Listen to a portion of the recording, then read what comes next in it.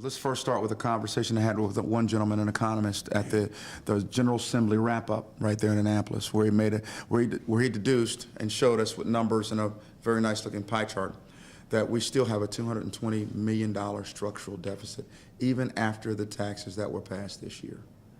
He went on to say that according to his research that they have done, these are the taxes that would have to continue to go up over the next year and next 2 years in order to get rid of the structural deficit. I then asked this question to him. Has your research, and this answers the question, have you done any research as to what would happen if we would limit the growth of government? Not cut it completely, just simply limit its growth. This year alone, we grew by $2.3 billion, just this year alone. What if instead of growing at 6, almost 7%, what if we only grew at 1.5%? What if we only grew by $1.2 billion? That would save the taxpayers $1.1 billion in revenues, in savings, if we were able to maintain the same economic growth over that same year. Some of the taxes, now let's get into the meat and potatoes, some of it, because reduction of growth is a key component in paying for my plan, okay? We want to eliminate personal income tax. That's over 5 years. That's a $7 billion commitment, or about $1.25 billion per year for 5 years. We want to roll back the rain tax. That has nothing to do with your state budget. You all know that. The money that's raised from the rain tax or the stormwater runoff fee, I'll say it correctly according to what the bill says, only impacts 9 counties in Baltimore City or 10 jurisdictions. So rolling that back has nothing to do with the state budget.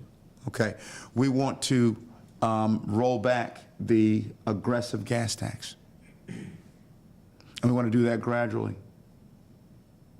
And that is supposed to go directly to the Transportation Trust Fund, which is supposed to play a part in fixing roads, where, to be perfectly honest with you, the lion's share of that money either gets deviated, or excuse me, not deviated, transferred either out of the Transportation Trust Fund into the general fund, or it's being used and the dollars being planned for the purple line and a future red line, instead of the roads where it needs to go. I'm personally tired of funds being raided, which is why we'll put an enforceable lockbox on these funds legislatively, so that no longer will you be able to just rob one fund to pay another. We want to look at every one of these 84 new fees and taxes to decide which ones are necessary and which ones aren't. Now, I will say and go on record that I am not sure we can roll all 84 of them back. They may be needed. We have to get our hands in there and our minds in there and take a look at what's there. So we're not going to tear them all apart and rip them all apart, but we're certainly going to look for the ones that are not needed. And more importantly than that, sir, we're going to find out where, if in fact they're getting to their intended end state, and if they're not, we're going to shut them down completely. I'll give you a case in point. They passed a gambling bill and they made a guarantee that that money would go to education. As it turns out, that money is also going to roads, to the Transportation Trust Fund, supposedly, as well as education. But is it getting education and a few other areas to include the general fund, just to ensure they could balance it as best they could? Because you know as well as I do, constitutionally based, our state constitution says that you have to have a balanced budget at the end of the year. That doesn't take into consideration the structural deficit that most people don't even know what that is.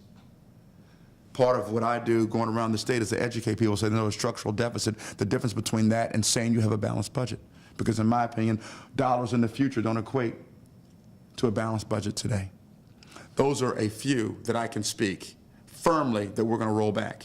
The other 81 fees and taxes and regulations, I'm not sure which ones we're going to, and I'm not going to say that I do know, but I will tell you that any ones that aren't getting where they're supposed to go, we're going to severely limit or cut them off completely to ensure that those tax bills that have been passed, they only go where they're supposed to go. Now, that in combination with limiting the growth of our state government, we believe there's enough savings that we can find, in addition to, instead of having, I think there's currently 13 or 14 secretaries, we want to roll those back to 4.